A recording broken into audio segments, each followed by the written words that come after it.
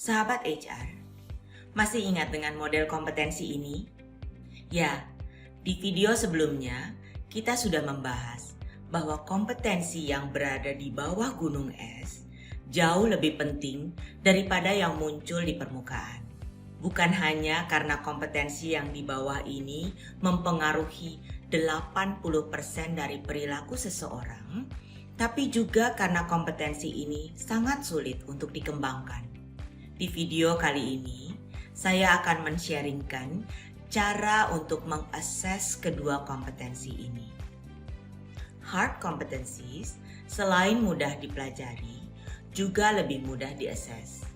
Kita bisa memberikan tugas tertulis atau pertanyaan secara verbal untuk mengetahui apakah seseorang memiliki pengetahuan atau keterampilan yang diperlukan. Untuk mengakses soft competencies, banyak perusahaan menggunakan assessor dengan simulasi kasus dalam pekerjaan.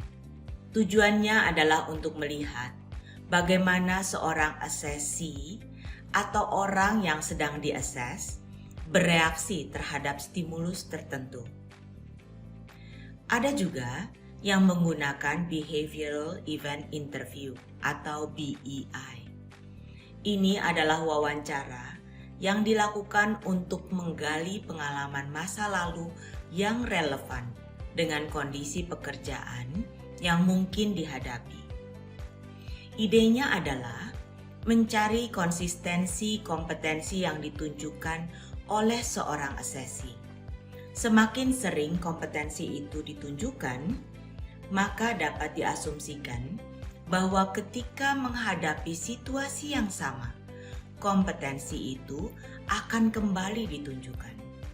Sebaliknya, kalau suatu kompetensi tidak pernah dimunculkan, bisa jadi memang orang tersebut tidak memiliki kompetensi tersebut.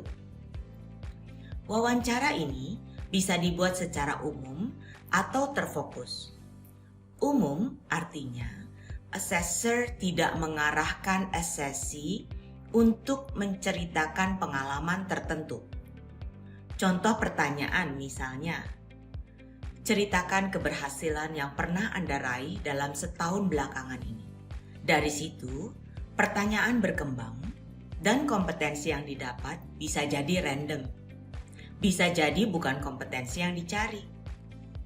Ada juga pertanyaan yang terfokus. Misalnya, ceritakan pengalaman Anda bekerja dalam tim. Setelah itu, pertanyaan akan berkembang mengikuti cerita tersebut. Dengan pertanyaan yang terfokus ini, diharapkan kompetensi yang dapat dikoding dari cerita tersebut bisa memberikan gambaran mengenai kompetensi orang tersebut dalam hal kerja sama tim. Mudah-mudahan sharing ini bisa memberikan gambaran mengenai asesmen kompetensi. Silahkan tambahkan ya kalau ada hal yang terlewat. Mari bagi ilmu. Ciao.